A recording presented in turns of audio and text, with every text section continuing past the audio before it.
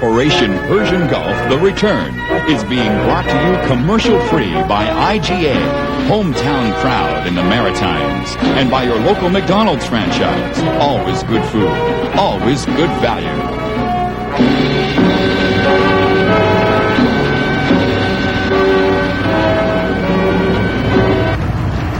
Well, good morning, everyone, and welcome to our live coverage of an event that hundreds of families have been anxiously waiting for, well, at least 7 months in most cases, and that is the return home of the 3 Canadian ships from the Persian Gulf.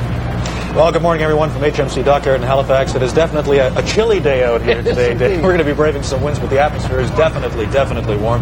The families of more than 900 crewmen returning on the 3 ships gathered around on the jetties here for the last hour and a half, anxiously awaiting the return of the 3 ships. Well, Ron, let's take a look right now directly behind us so that you can be acquainted where we are. You can see the families on the jetties. The jetty directly behind us here, this is where the Terra Nova will be docking, and then ahead of that, the Athabascan. Of course, the Athabascan will be leading the parade coming in, past taking the salute at, well, they're scheduled to take the salute between 11 and 11:10 with, as I say, the Athabascan leading, then the Terra Nova, and then the Protector.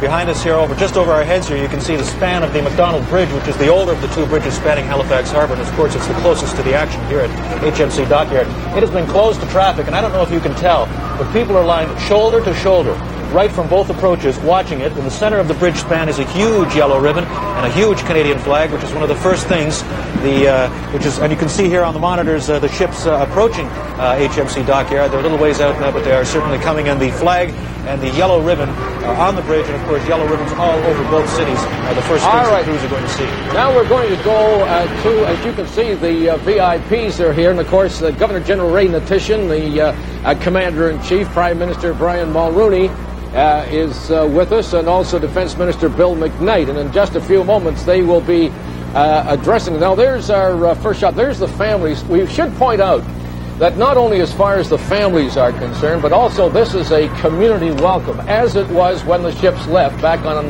August the 24th. The entire community is behind this, and I think this is one of the main reasons why this welcome home was held on a Sunday, because actually when we were with the ships in Gibraltar, they could have made it, I think, a couple of days earlier, but they wanted everybody to be able to participate. And certainly it is an event that has captured the imagination and captured the enthusiasm of people, not only all across Atlantic Canada, but certainly in the 2 twin cities. Right. Literally thousands of people are turned out all along the harbour front, all along both sides of the harbour, in anticipation of watching the 2 ships arrive. It's quite an event. What you're going to see, too, as we take our pictures of the various locales, is the flags and the yellow ribbons, not only here along the waterfront, but also when you're driving down here. A lot of homes, of course. We are seeing here now, this is the guest section that's over by the jetty, close to where the Protector will be tying up when they go through. We're also going to be having an opportunity later on in our live coverage. We're going to be talking to Lieutenant Commander Greg Romano, who served on the Athabascan during the Persian Gulf War, but more importantly, Greg also served on the USS Midway. He was the liaison between the Canadians and the Americans, and as we've often mentioned in our reports, that the story of the Gulf War is the story of logistics. And as far as the logistics of the naval forces in the Gulf is concerned, the Canadians played a major role in commanding nearly 25% of all the ships in that, but we'll have more on that later as the ships come in. And of course, we want to let people know more about that, and also to remember while we're welcoming the crews back of these 3 ships that there's another ship headed out there. The HMCS Huron is out there as well, and it's heading for its picket duty out in the Gulf. You can see now more shots of the people lined up waiting. Those are the people lined up waiting for the crew of the Protector. Each jetty, the families of the particular crewmen on each particular ship are lined up at their appropriate jetty waiting for that crew to arrive, and it's, as you can imagine, there's an awful lot of anticipation there, Dave. All right, I'm sorry, Ron, there's the Athabascan, the first shot. Now what's going to happen is that the ships will be coming in. They'll be passing the northern tip of McNabb's Island. That's about what the shot that we're getting now, and then they'll be going east of George's Island, then right up the center of the harbor. And as we mentioned, they'll be coming in about 15-minute intervals, with the Athabascan leading, of course, and then the Terra Nova, and then the Protector. we were mentioning the fact that this was a community welcome home. There's another great shot. That's just taken, quite a container I believe terminal there. That's been taken from the Maritime Center. Our Yeah. camera on the Maritime Center gives you a general view. Now, as far as the community is concerned, the folks, as you point out, Ron, the folks up the bridge must be extremely cold. A little nippy down here. And then you've got Point Pleasant Park, of course, and all along the harbor front, along the historic properties, thousands of people have gathered on the Halifax side, and also because of the routing that the ships are taking down through the harbor, the people over in Dartmouth are also going to have a good view of what's going on. So this is, in total, a community undertaking. You're going to be hearing from time to time the whump, whump, whump sound of a Sea King flying past. Right. Of course, the Sea Kings did play a major role in the Gulf. There were 5 of them, I believe, on with the task group, and they, of course, will be flying past, doing a salute, fly past, so to speak. And, of course, you'll be hearing those every now and then, and hopefully seeing some of them as well. But it's quite an event, and the anticipation, you can't believe what the anticipation is like.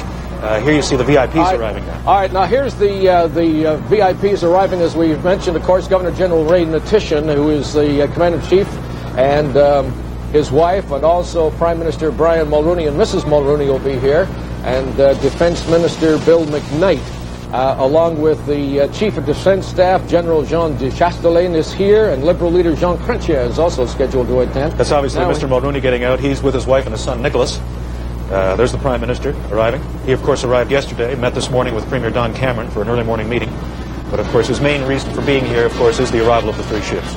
And while they're being greeted here, we should point out that this is not too bad, all things considered. Because of the tight security, we're only running about 7 minutes behind schedule as far as the arrival time is concerned. I might want to mention, Dave, the Prime Minister there was getting his official greeting to HMC Dockyard by Vice Admiral Robert George.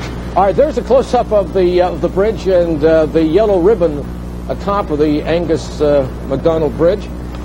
Which I understand is about, 120 feet, is it, or something above? But as we said before, this is in direct contrast to the day of the departure on August the 24th. You'll remember that it was bright sunshine, warm. It was just a glorious send-off. But today it's a little chilly, but all of that, of course, is going to be forgotten soon when the ships arrive and the families will get to meet up with their loved ones. And again, we're back just while we're waiting for the official VIP ceremonies to get underway.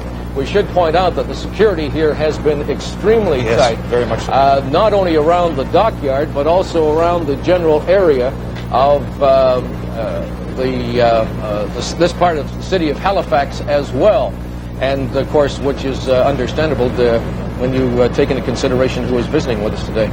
It's quite an event. We saw there the people from the Protector waiting, of course, for their... of course, you're going to see pictures like this all day, folks, and you don't really have to say too much about this. This will be going in a photo album, I'm sure. Oh, yeah, anxious families waiting for some of their loved ones who've been away for 226 days now. And it's, of course, they've been in contact, but the biggest event right now is to get home and reunite the families. Another picture, just a quick picture there of the ships coming in off McNabb's Island. You were talking, Ron, about the fact of the ships and the way the fact that they have been away so long, and what I think that we're going to be able to accomplish during the course of our coverage today, especially through the comments of Greg Romano, who will be joining us here momentarily, is that very few people truly understand the true nature of the Canadian contribution in the Gulf.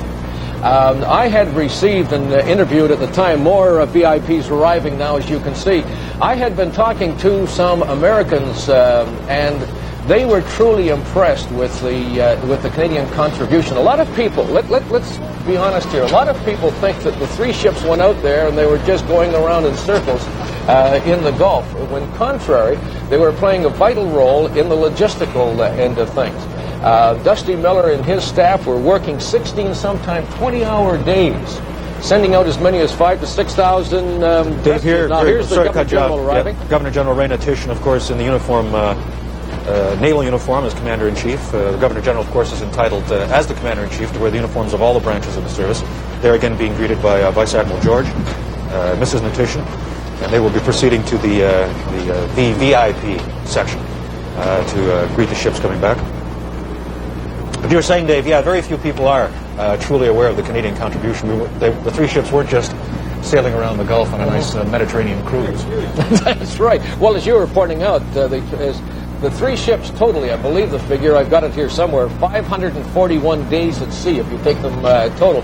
And the Athabascan, particularly set, well, they're not sure if it's a record or not. It's certainly over the last few decades anyway, but they spent a total of 49 days at sea.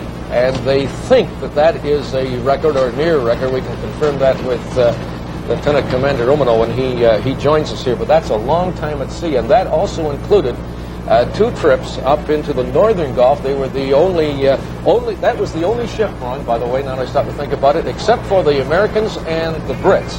The Athabascan was the only other nationality to serve up into the northern area of the Gulf. As you see there, the ships are getting much, much closer. You can imagine the excitement and the anticipation of all the families and the crewmen and the crewwomen on the ship to seeing their relatives and loved ones for the first time in a long time. It's got to be something else.